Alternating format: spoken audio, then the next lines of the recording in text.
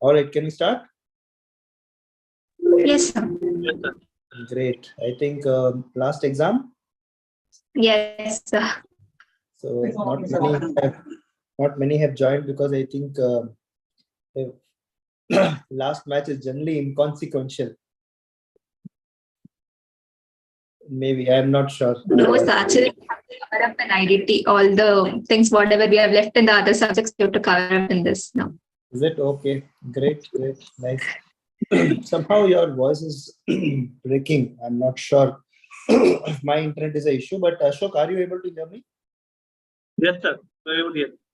Okay, great. So let's start. I think 40 minutes or so, I think I should be able to complete the entire session, hopefully. We'll quickly go through the important aspects because we don't have the advantage of time to go through every provision in detail. The recent amendments which might be applicable to you is what we are going to cover. So focus on that. Okay, there's one point which I had mentioned additionally, which is not relevant under RCM. So that I will let you know. So you can ignore that point because that will not be relevant for your examination. Though I was trying to update the material and by mistake I added one more point which may not be applicable for your examination. Okay, so I'll just share my screen. One second. No?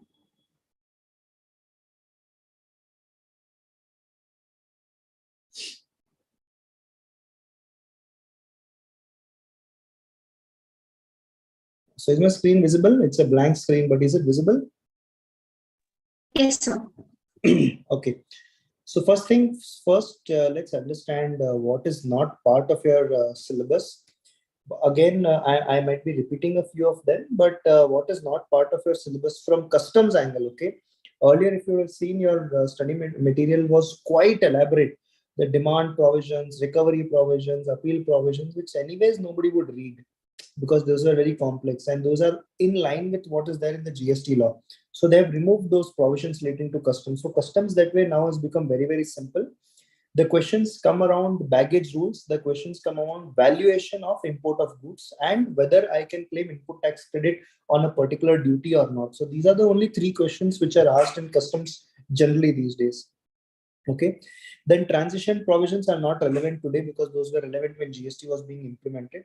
Third, ITC related real estate projects, even chartered accountants find it difficult to compute those reversals. So that's not part of your syllabus.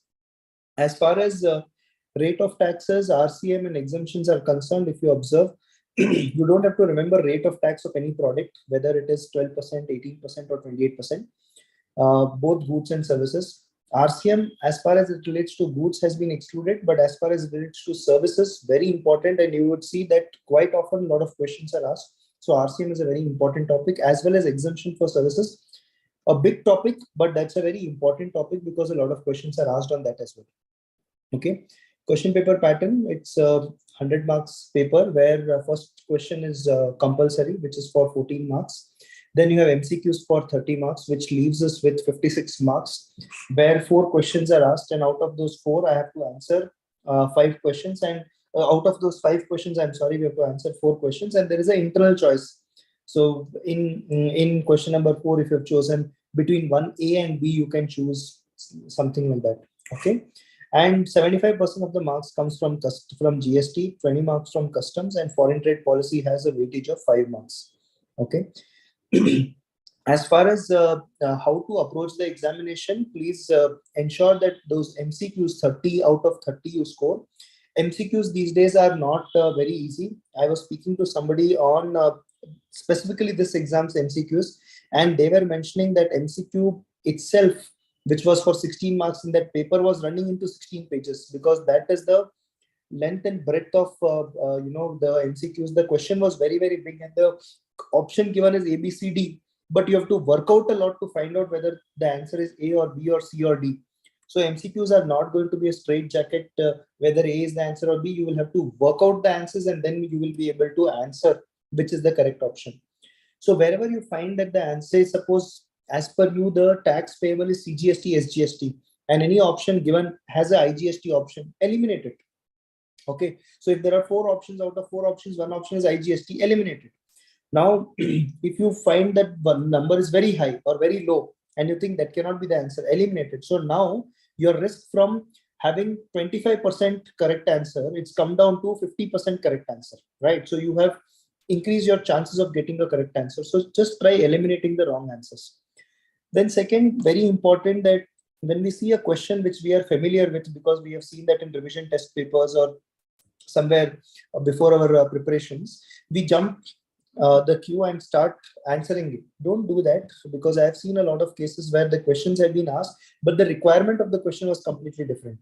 Understand that there is a lot of difference between, like, let's take an example, okay, of one of the revision test papers only. The question was, which of the following is not a supply? So sale of land is not a supply. Sale of alcohol is not a supply. Okay, but sale of newspaper is supply but exempt from tax. Okay, so we have to understand the difference between what is not a supply versus what is a supply which is not taxable, and supply which is exempt from tax, and supply which is taxable. Okay, so let's take few more examples. Processing fee charged by the bank is taxable. Interest charged by the bank is taxable but exempt. Interest on credit card is taxable and not exempt. So in credit card interest, I am required to pay tax. Okay. Interest for delayed payment by the debtor is addition to the value under section 15 subsection 2. Right. So that same interest can be taxable, can be exempt, or can be an increase in value because of a valuation. Okay. So don't get carried away by the nomenclature of interest and say every interest is exempt. Find out what is the question asking you, whether it is asking you to find out whether it is a supply or not, first of all, and second, whether it is exempt from tax or not.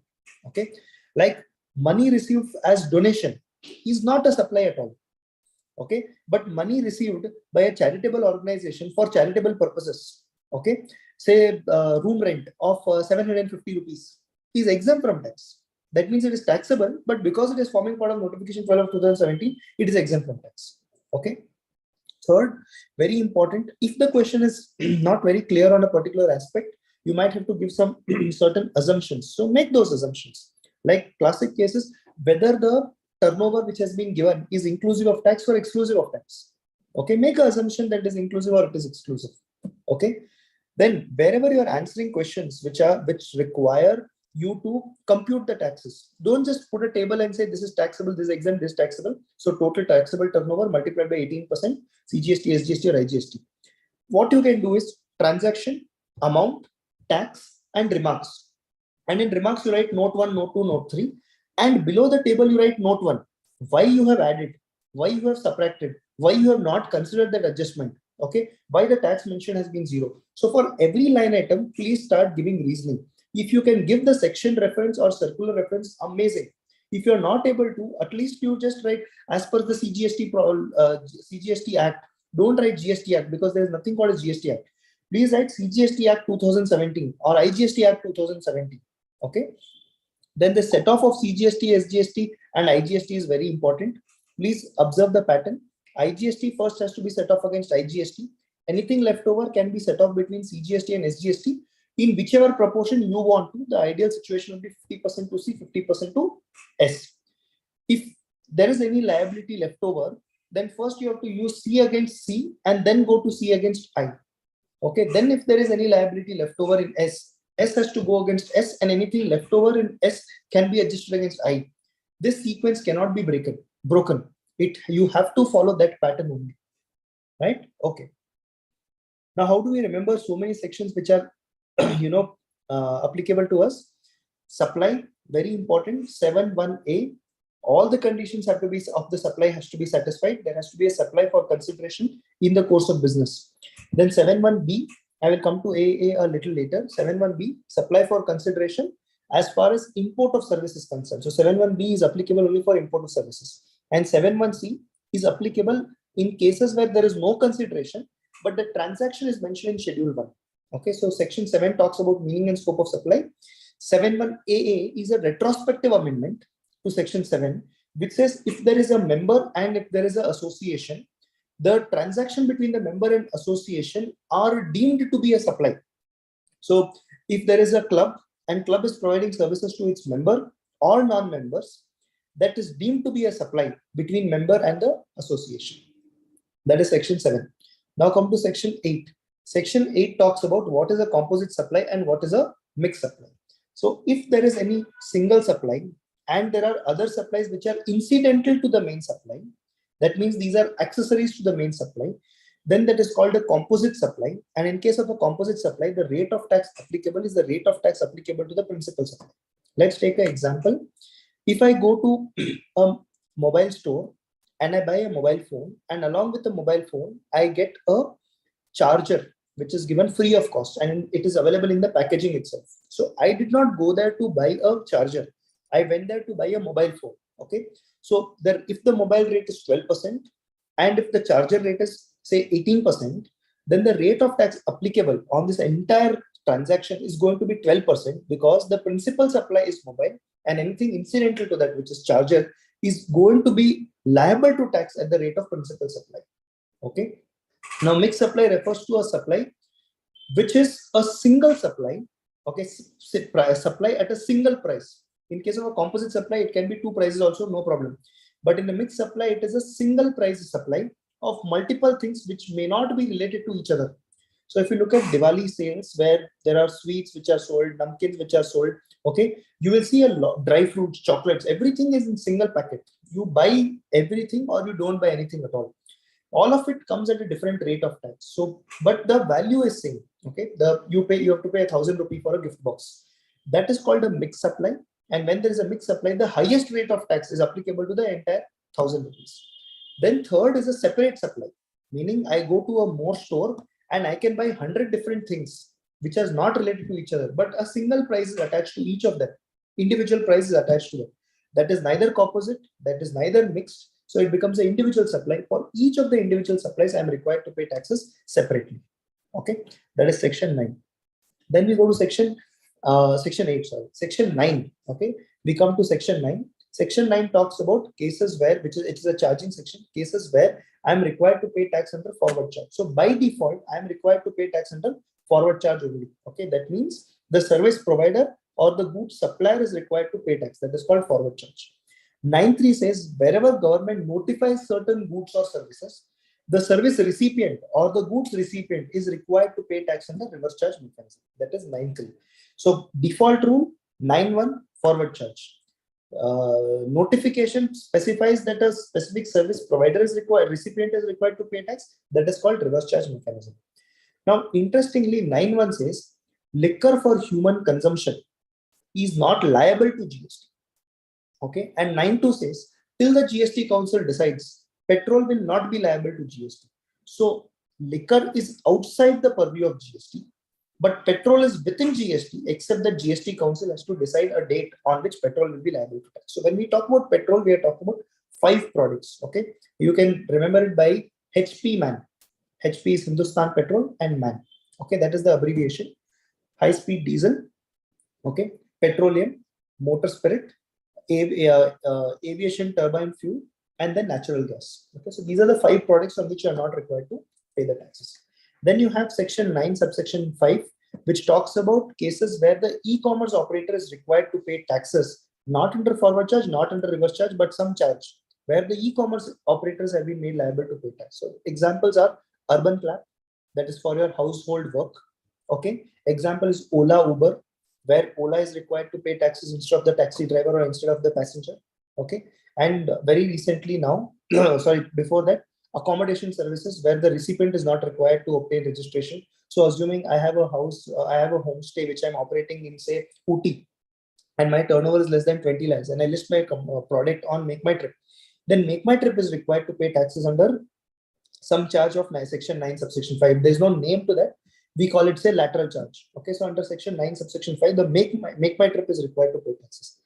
But if I have a GST registration, then I will have to charge the tax, and Make My Trip is not required to pay the taxes. Okay, now recently another category of service was added, which is restaurant services. So if you book anything from a restaurant, instead of restaurant paying 5%, the e-commerce operator in the form of Zomato, Swiggy, or any of these operators are required to pay tax under section 9 subsection 5.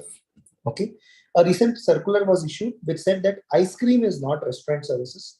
So whenever you buy ice cream, e-commerce operator is not going to pay the tax. The person who is selling the ice cream is going to pay tax under forward charge. Okay, so this is section 9. Then we go to section 10. 10 talks about composition scheme. So we'll come to this composition scheme a little later. 11 talks about exemption. Okay, we'll come to it a little later. Then 12, 13, 14 are time of supply. Section 12 relates to time of supply in case of goods. Section 13 relates to time of supply as far as services are concerned. Section 14 relates to time of supply as far as change in rate of tax is concerned. So if rate changed from 12% to 18%, section 14 will come into picture. But if there is no change in rate of tax, but we are talking about goods, it will be 12. When we are talking about services, it will be section 13. Okay. Section 12 talks about when there is a movement of goods. Okay. The time of supply is the date of raising the invoice or the date of dispatch of goods, whichever is earlier.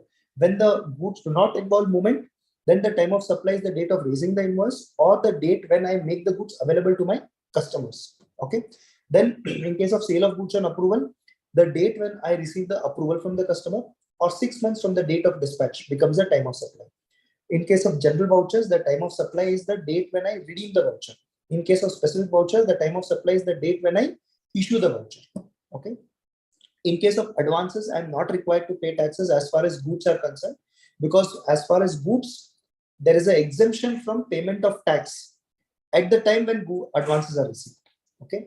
Under section 13, that is services, GST is required to be paid depending on whether I've issued the invoice within 30 days of completion of service or not. If I've issued the invoice within 30 days of completion of service, the time of supply is the date of raising the invoice or the date of receipt of money, whichever is earlier. If I have not raised the invoice within 30 days, then the date of completion of service or the date of receipt of money becomes important. Okay. Now, very important in case of services, even when I receive the advances, it is liable to pay. I am liable to pay the taxes. Okay. Then we go to section 16. Section 16, 17, 18 all talk about cases where I will get the input tax credit. Okay. Section 16 is very, very important. All the conditions are very, very important. Please go through each of the conditions. Okay. What are the conditions? I should be a registered person. I should be using the services in the course or furtherance of my business. I should be charged the tax. I should be in possession of the original document, that is invoice, bill of entry, debit note, or input service distributor invoice. Next, the vendor should have uploaded the invoice and it should appear in my GSTR 2A or 2B.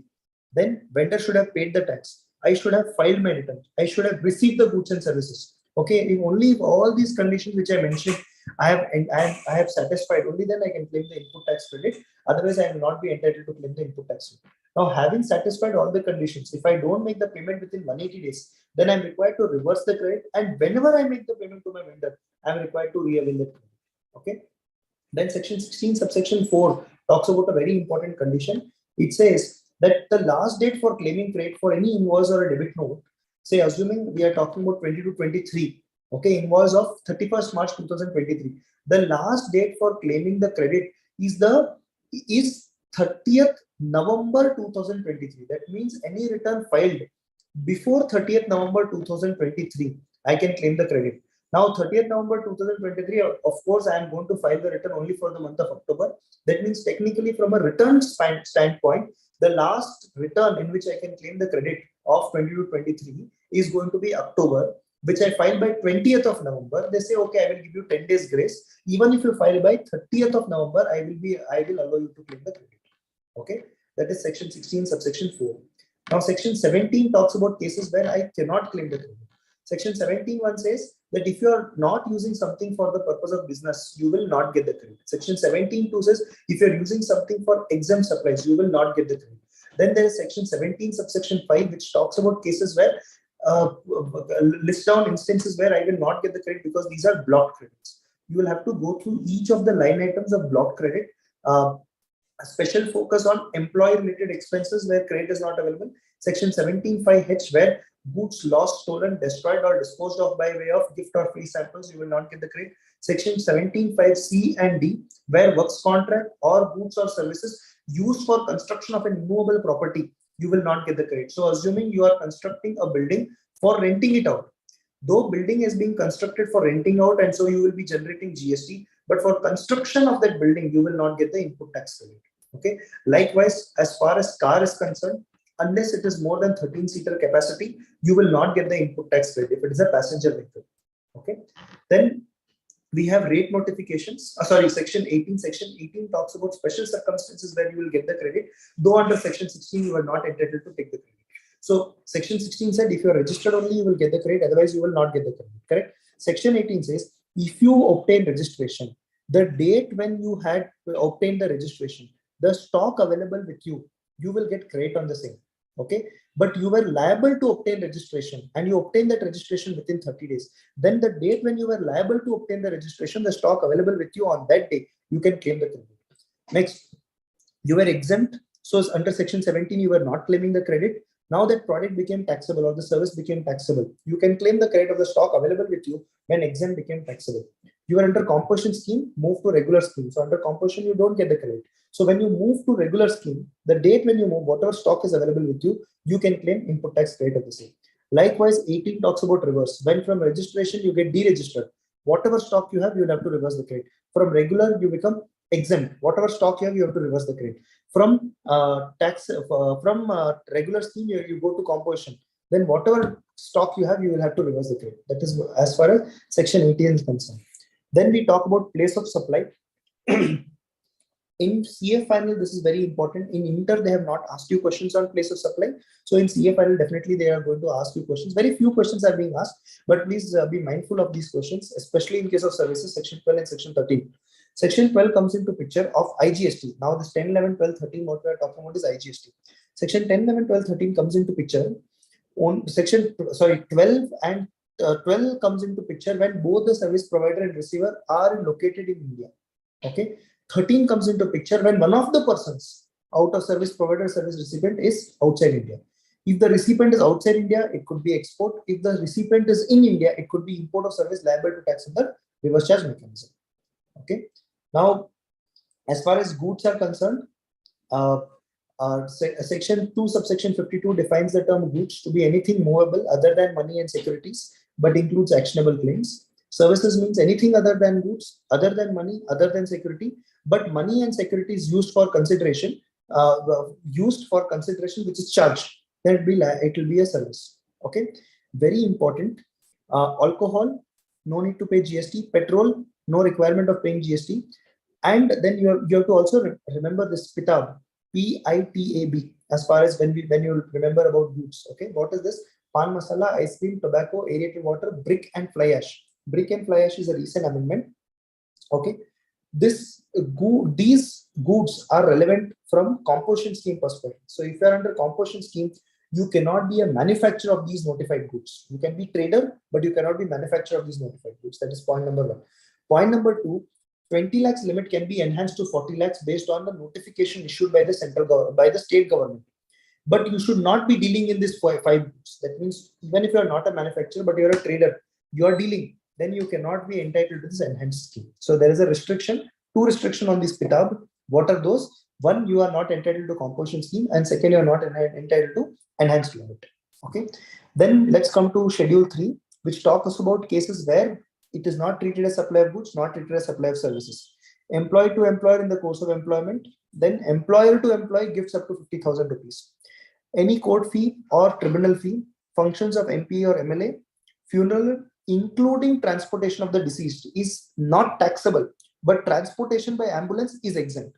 Okay, sale of land and sale of building after completion is not liable to tax. At the time of construction, if there is any sale, that will be treated as service. Actionable claim other than betting, gambling, and lottery is not liable to tax. So anything which qualifies to be actionable claim will not be liable to GST unless it is betting, gambling, and lottery. Betting, gambling, and lottery are liable to tax at the rate of 28%. Okay, then you can just see serial number 7 and 8 of Schedule 3, which talks about 3 situations, 2 serial numbers, but talks about 3 situations where sale takes place before the bill of entry for home consumption is filed. In all the 3 cases, GST is not applicable because the sale has taken place before the goods have reached the Indian customs boundary. Okay, then what is supply? We have discussed this. Only thing is serial number, schedule number 1, schedule 1 we have not discussed. Schedule 1 consists of 4 line items: permanent transfer or disposal of assets on which ITC has been claimed, transactions between related persons or distinct persons, import of services from related parties, and transaction between principal and agent.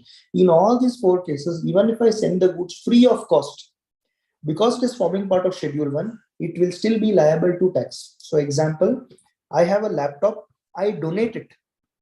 I am not donating it to a related party. Okay, I am not required to pay tax. But this laptop, I give it to my related party free of cost. I'm required to pay tax on that because of serial number 2, which is transaction with related parties or distinct persons.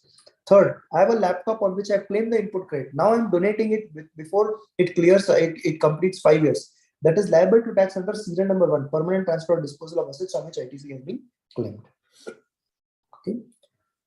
Input credit, we have discussed this, all these.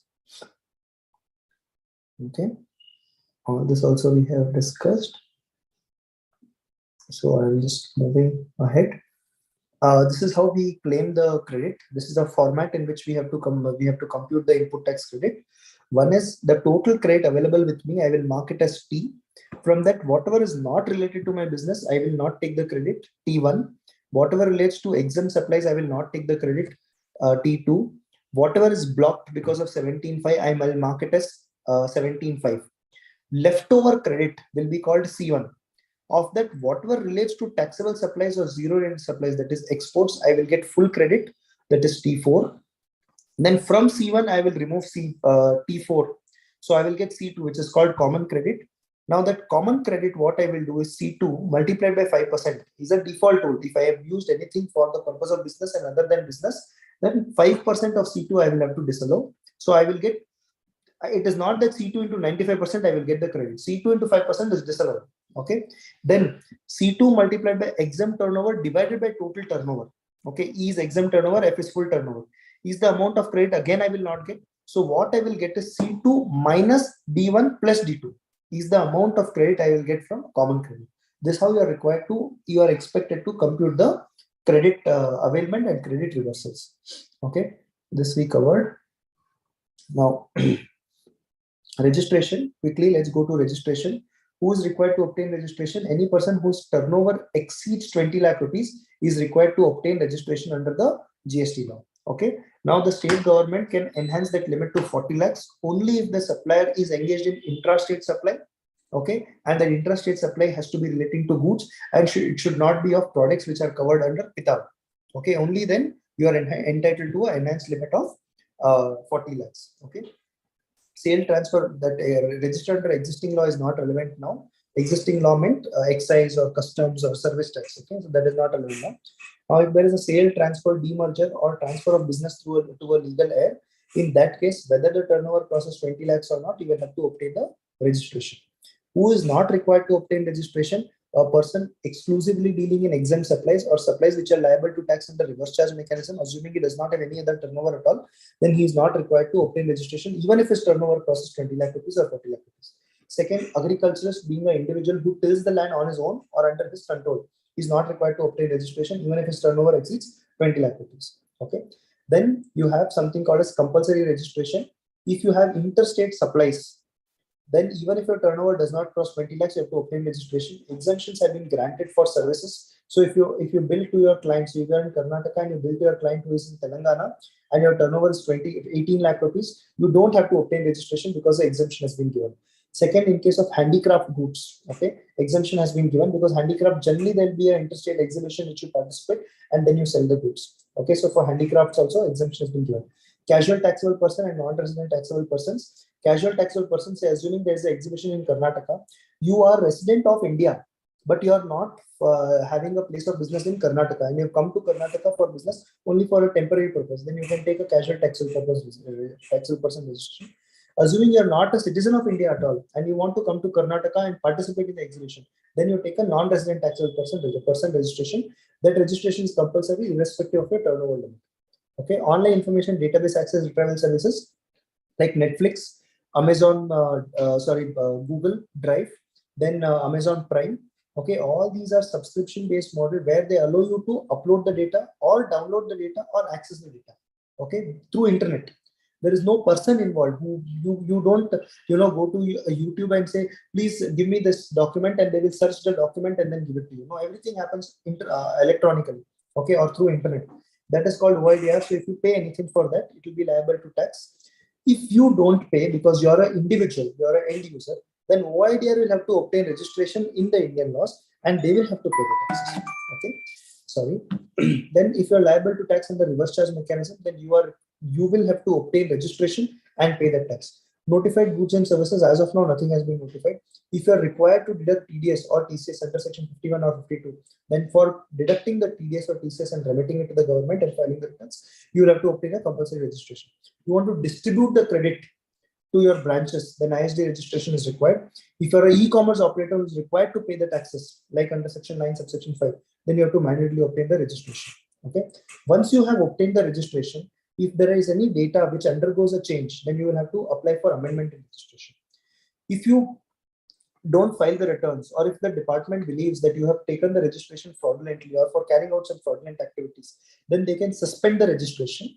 And once the registration is suspended, if you don't satisfy the officer that your registration is genuine, then the registration can be cancelled either by him, or if you only believe that you don't want to continue the registration because the turnover is less than 20 lakhs, then voluntary you can also apply for cancellation. Assuming the officer has cancelled the registration because he believes that you have not filed the returns, you are not in the place where the address you had given, or for whatever reasons that you are committing fraud, then within 90 days of such cancellation, you can apply for revocation. Revocation means cancellation of that cancellation. Okay, so that means you are requesting for getting back the registration.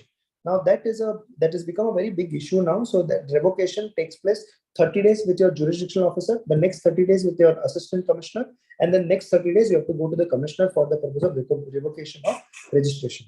Okay. Now Aadhaar authentication has been made mandatory. So when you file for an application itself, Aadhaar authentication is required to be done. Then the registration is granted to you within 7 days. If you don't do Aadhaar authentication, then it will be marked as physical verification of premises, and in that case, the registration will be granted to you within 30 days only, and not within 7 days. Okay.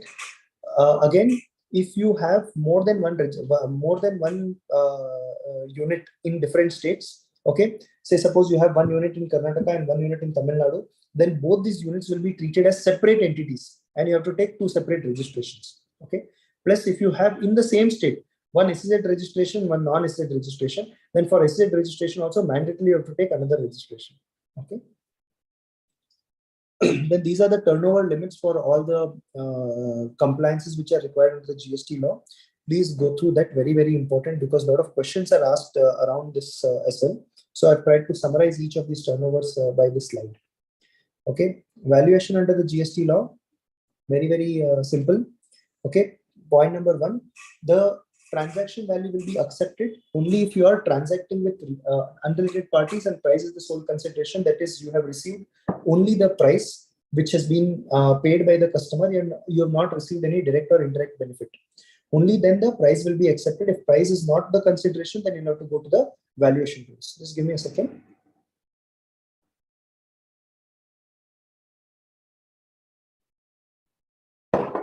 Okay, then the consideration can be paid monetarily also.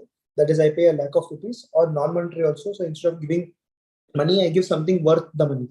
Okay, or it can be exchange offer. That is, I have a phone, I give my old phone which is worth 10,000 rupees to buy a new phone which is 1 lakh rupees. So settle the balance amount of 90,000 rupees by cash. Okay. If nothing is given in the examination as to whether the price is including GST or not, I would prefer to assume that it is excluding GST, because workings becomes that much more simpler. How do we compute that? Transaction value in that case will be equal to price multiplied by 18%. But if the problem specifically says that price is including GST, then the transaction value will be equal to price divided by 1 plus the rate, that is 18% multiplied by 100. Okay. Now section 15 subsection 2 talks about cases where we have to add something more, okay, to the transaction value. That is, taxes other than GST, liability of the supplier met by the recipient, any incidental expenses unless these qualify to be pure agent expenses, then subsidies linked to the price unless received by the central government, received from the central government or state government. So anybody third party pays the subsidy that has to be added. But if the central government and state government pays the subsidy, then that is not required to be added. Then if there is any delay fee or late fee which I'm collecting from my customer, on that also I'm required to pay. That has to be added to the transaction value, and I'm required to pay tax on that. Now, if you go to time of supply, it says interest or late fee. The taxes on the same is required to be paid only when the amount is realized. Okay, the practical point here is that if I don't realize, and how do I get to know on the date of raising the invoice, okay, that the person is going to delay, right? So the time of supply also is postponed to the date when the interest or the late fee is collected. Okay, then from the valuation under 15.1 plus 15.2, you can remove some amounts. There are two kinds of discounts. So discounts on the invoice, which we call it as on the bill discount, 100 rupees minus 10, net price 90 into 18%. So on 90 only you're required to pay tax because you've shown a discount of 10 rupees on the invoice. Second, you give something called as a quantity discount. Now, what do you mean by quantity discount? If in 1 month you lift 1 lakh units, I will give you 10% discount. If you lift 2 lakh units, I will give you 15% discount. So that I will get to know only after 1 month or quarter or half year or full year. Okay. So what I will do is I will issue a credit note. Okay. When a credit note is issued, then the value is allowed to be reduced only if there are few important conditions which are required to be satisfied. Condition number 1, you should have informed the customer that these are the conditions. If you are able to satisfy those conditions, I will give you discount. That condition had to be met, meaning communicated to the customer before the sale takes place. Okay, that is point number 1. Point number 2, you should issue a credit note which is linked to the invoice, so that the credit note should be linked to the invoice. Only then you can give the discount. Okay, and third, that credit note should be issued. Say if it is 22-23 invoice, the last date for reporting the credit note in the GST returns is 30th November 2023. That means maximum you can report it by October 23 returns. Okay. Now, there in few cases, with the consideration I pay deposit. Deposit is not liable to GST, but when I adjust the deposit, that will be liable to GST. These are the transactions which are liable to tax under reverse charge mechanism. The last renting of residential dwelling for residential purposes was introduced very, very recently. So I am sure there could be some questions which will be asked on that. Apart from that, these are the categories which are liable to tax under reverse charge mechanism. Please make a note of that. Very, very important. Please observe who is a receiver. The most confusing is security services and renting of motor vehicle charging 5%, because for provider they have said other than body corporate, but in one case security it says registered person should be the receiver, and in renting of motor vehicle body corporate should be the receiver. So please be careful of that and remember that when you are writing the examinations. Okay, this we covered. Exemption. There are so many exemptions which are available, but this is the exemption which is repeatedly asked. So I thought just let's make a table out of it. Okay, what is this exemption? There are so many exemptions. You have to go through all of these exemptions one by one. But what is this exemption talking about? This exemption talks about there are 3 kinds of educational institution: up to 12th standard, above 12th standard leading to a degree, and vocational courses like ITI. Okay, so first category of exemption is applicable to up to 12th standard. What are those? Transportation of students, staff, faculties, catering, security or cleaning or housekeeping services performed in such educational institution, not outside, it should be within. Okay, then exemption is available. Okay, then we come to above 12th standard leading to a degree like BCom, MCom, etc. Then supply of online education journals or periodicals will be exempt.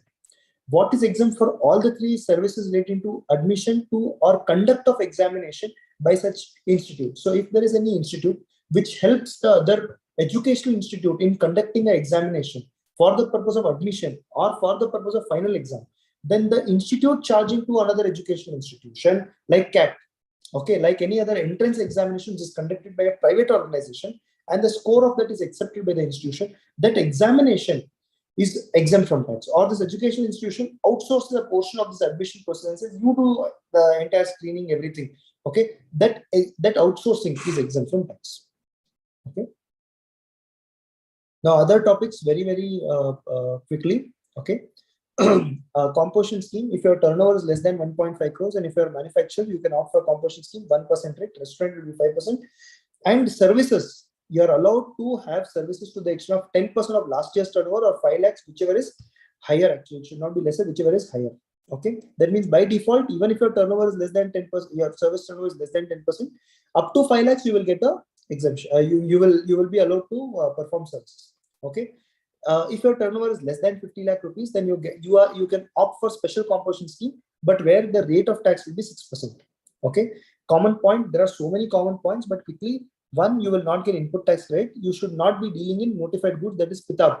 Okay, you should not be dealing in those. Revocation, we just spoke, so I am skipping that. And a lot of questions are now being asked on e-way bill and e-invoicing. So let's quickly discuss that as well. If you are moving the goods through a motorized vehicle and the value of the goods is more than 50,000 rupees, then you are required to generate an e-way bill. Okay, e-way bill has got two parts, part A and part B. E-way bill is said to be complete only when you fill part B, that is, you mention the transporter's details. Okay, very important, the e-way bill validity for every 200 kilometers is 1 day.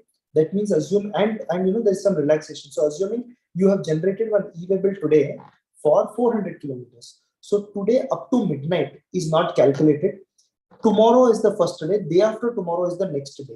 Okay. So you will get the validity. Today is 15. So you will get validity till 17th of May till midnight. Okay. So if you are moving, say 500 kilometers. So 15th is not calculated.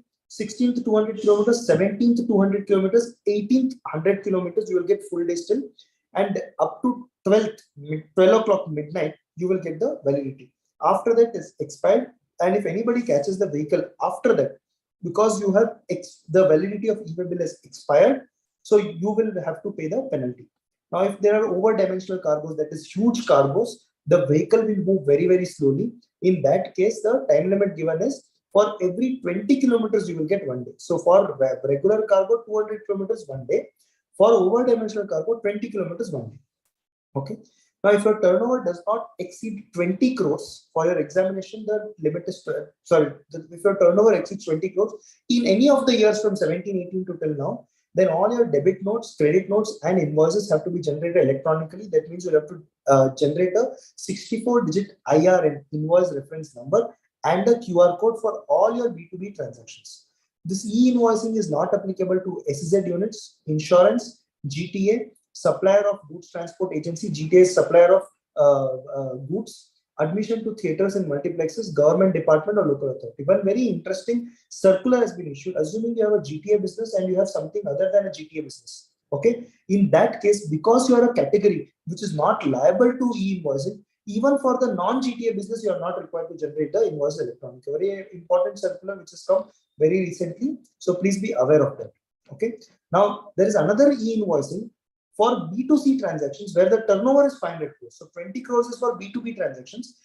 500 crores is for B2C transactions where you will have to give a dynamic QR code. What is a dynamic QR code? So your invoice, when somebody scans the QR code, it should be able to generate a link through which you can make the payment through a UPI. Okay, so that is called a dynamic QR code. So why is it dynamic? Because on every invoice, that QR code will be so dynamic that it will link it to the payment gateway and feed in the amount also, 50 rupees. If somebody else's invoice is 75 rupees, it will automatically say 75 rupees. You have to just say pay. That's all. Okay.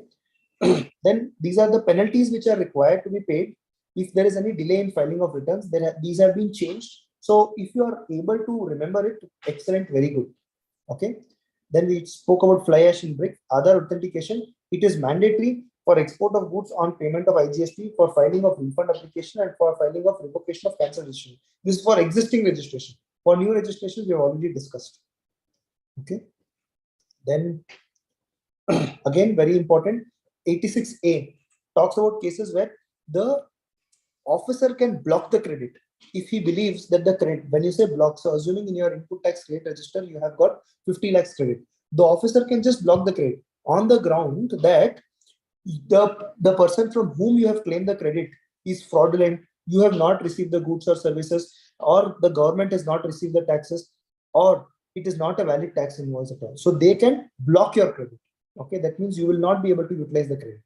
Next, 86B, very important provision again. It talks about cases where if your turnover in a month exceeds 50 lakhs, then at least 1% of the tax has to be discharged by cash. Okay, this was brought in because what was happening is suddenly somebody shows a turnover of 50 crores and they're not paying anything by cash. So to avoid these kind of fraudulent situations, they said if your turnover exceeds 50 lakh rupees, then you are required to pay tax of 1% by cash. 99% you can utilize the credit. But very interesting, there is an exemption available.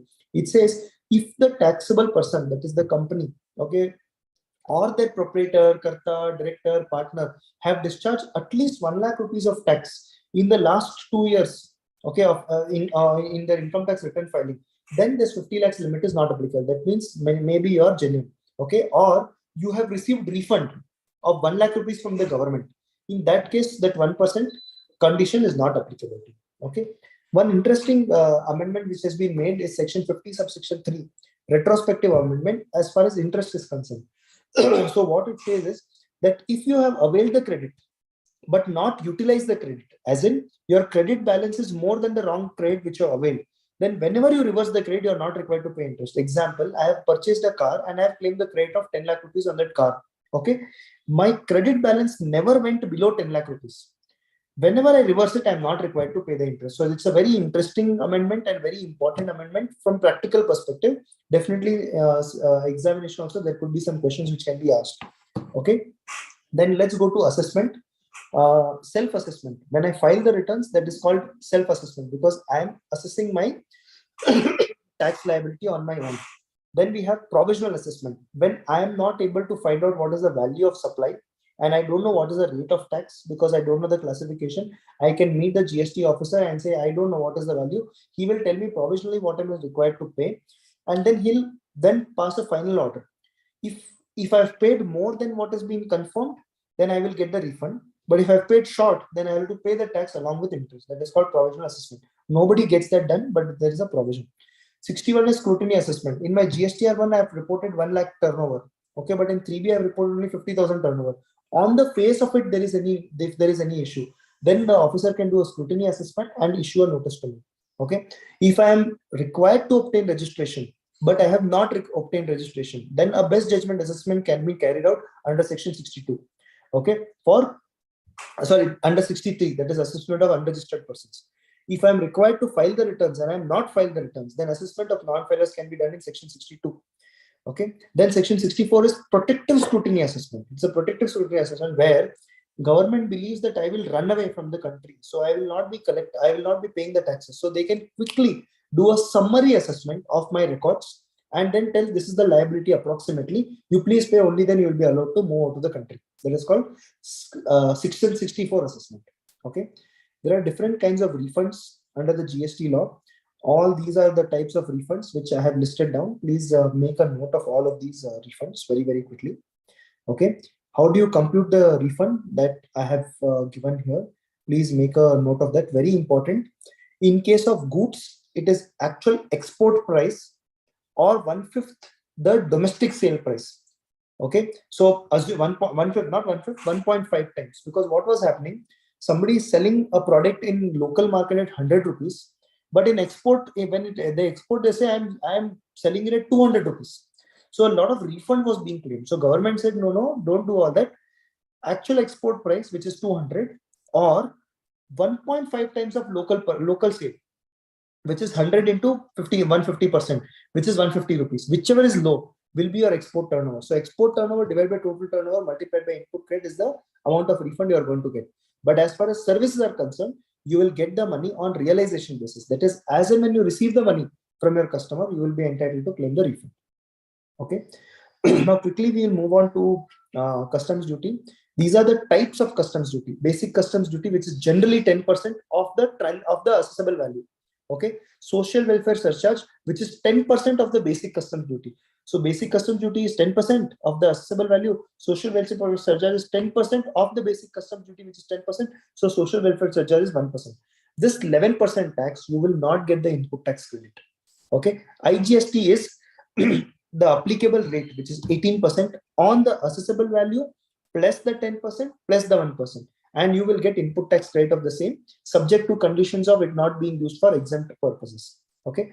Protective duty is something which government can levy to protect local industry. Like if they don't want a lot of toys which are handcrafted toys like Chenpatna toys, then whatever is getting imported from China, they can levy something called as a protective duty to protect the Chenpatna toys. Safeguard duty to safeguard the domestic industry. Example, China is sending a lot of guns, ammunitions. Okay, what will happen now? At a very low price. Now Indian products will suffer Okay, because nobody wants to buy the guns made out of India because they are expensive. Now what will happen? Suddenly Indian market will close, shut down. Okay, so the Indian market is down. There is no person who is manufacturing gun. Tomorrow China says, I will not sell the gun to you, which is very important for the defense of our country. So there a safeguard duty can be levied. Then countervailing duty. If China is giving some subsidy to the manufacturers of China to sell the goods to India, then to the extent of subsidy given by the government, the Indian government can levy customs duty. Okay, to countervail, to counteract. Okay, anti-dumping duty.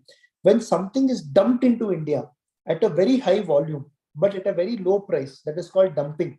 Okay, to the extent of fair value of those goods minus whatever is being charged is called injury. So assuming the value of the product is 100, but it is being sold at 30 rupees to kill the Indian market, 70 rupees is called injury. Government can levy customs duty to the extent of 70 rupees. Next, if India requires a lot of steel, if onion prices are very, very high, and we don't want the onion or the steel to go out of India, then India can levy export duty as well to curb export of goods from outside, from within India to outside India. Okay. Now, like I said, a lot of questions are asked on valuation also. Just a quick summary. Exchange rate will be the date of filing the bill of entry, meaning whether 60 rupees per dollar will be applicable or 65 rupees. Find out what is the exchange rate on the date of filing the bill of entry. Okay. As far as duty rate is concerned, whether the rate is 18% or 10% or 12%, it is date of filing the bill of entry or the date of entry inward, whichever is later, not less, whichever is later. So I file an advance bill of entry on say 15th of May, but entry inward, that means come into India, is granted on 18th of May, and by between 15th and 18th the duty rate has increased. Then I will have to apply the rate applicable as on 18th, though I filed the bill of entry on 15th.